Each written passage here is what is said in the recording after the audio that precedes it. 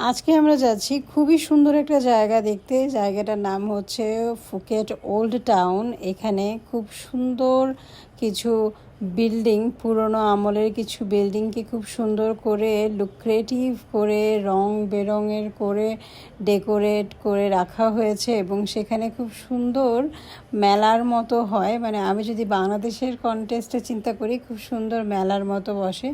আসসালামু আলাইকুম।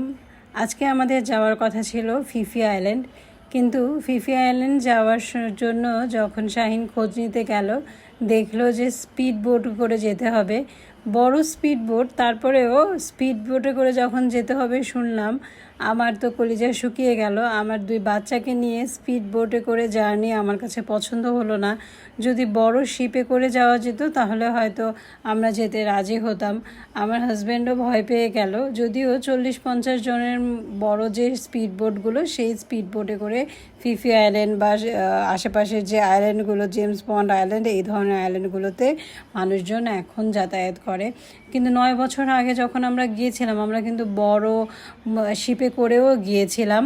কিন্তু এখন কেন যাচ্ছে না বলতে পারছি না। করোনার পর থেকে নাকি এখন আর বড় জাহাজগুলোতে করে যাওয়া আসা হচ্ছে না। এখন এরকম 40-50 জনের বড় বড় যে স্পিড বোট, এই স্পিড বোটে করে যায়। তো যাই হোক, আমাদের ফিফি আইল্যান্ড যাওয়া ক্যান্সেল হয়ে যাওয়ার পর শাহিন বলল যে তাহলে আমরা পুরো দিন একটা অন্যরকম ট্যুর নিতে পারি। আমাদের এইখানে যে ফুকেটে ওল্ড টাউন আছে, সেখানে আমরা যেতে পারি। তো সকালবেলা ঘুম থেকে উঠে আমরা নাস্তা সারলাম, তারপরে বাচ্চারা সুইমিং করলো। সুইমিং শেষ করে তারপর রেডি হয়ে আমরা বের হয়ে গেলাম। আমরা লাঞ্চও করি নাই, যে ফুকেট ওল্ড টাউন এসে আমরা লাঞ্চ করব। আজকে আমাদের বাচ্চারা একটু বেশি সময় নিয়ে সুইমিং করেছে, প্রায় অনেকক্ষণ সময় তারা সুইমিং পুলে দাপাদাপি করে একদম অনেক সময় থেকেছিল, যার কারণে আমাদের রেডি হয়ে হোটেল রুম থেকে বের হতেই 4:30 বেজে গিয়েছিল। 4:30টার সময় আমরা যখন বের হলাম, তখন আর আমরা ওই এরিয়াতে কোনো লাঞ্চ করার চিন্তা না করে ভাবলাম যে ট্যাক্সি নিয়ে ওল্ড টাউনে চলে আসি। এখানে যেহেতু একদম মেলার মতো হয়, এখানে অনেক দোকানপাট থাকবে, রেস্টুরেন্ট থাকবে, এখানেই কোনো কিছু খেয়ে নেবো এরকম একটা চিন্তা করেছিলাম। কিন্তু এখানে এসে আসার পর ঘন্টাখানেকের মতো সময় লেগেছে, ঘন্টাখানেক থেকেও কম সময় লেগেছে। আমাদের হোটেলের বাইরে থেকেই আমরা ট্যাক্সি পেয়েছিলাম, তো সেখান থেকে ট্যাক্সি নিয়ে আমরা চলে এসেছি একদম ওল্ড টাউনের এখানেই এসে আমাদেরকে নামিয়ে দিয়েছে। যে জায়গাটা আর কি ট্যুরিস্ট স্পট, যে জায়গাটাকে বলে, যে এইটার দুই পাশে বিল্ডিংয়ের মধ্যে সুভেনির টাইপের শপগুলো আছে এবং মাঝখানে রাস্তা, সে রাস্তার উপরেও খুব সুন্দর সুন্দর দোকানপাট বসিয়ে দিয়েছে এবং নানা ধরনের দোকানপাট, বিভিন্ন রকমের দোকানপাট, খাবার দাবারের দোকান থেকে শুরু করে নানা ধরনের শোপিস, গয়নাগাটি, তারপরে হাতে বানানো নানা জিনিসপত্রের দোকান, অনেক কিছু এখানে আছে।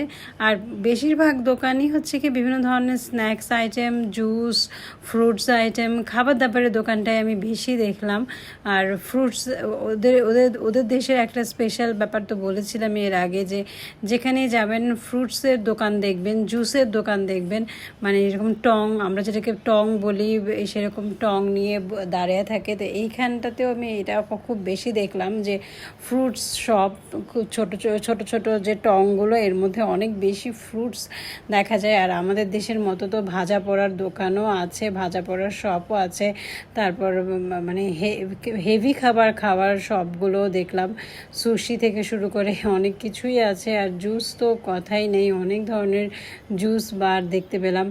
তারপর জুয়েলারি শপও দেখলাম এখানে অনেক রকমের আছে। ভেতরে যে মার্কেটগুলো, মানে বিল্ডিংয়ের ভিতরে যে মার্কেটগুলো, সেখানে অনেক ধরনের জুয়েলারি শপ আছে।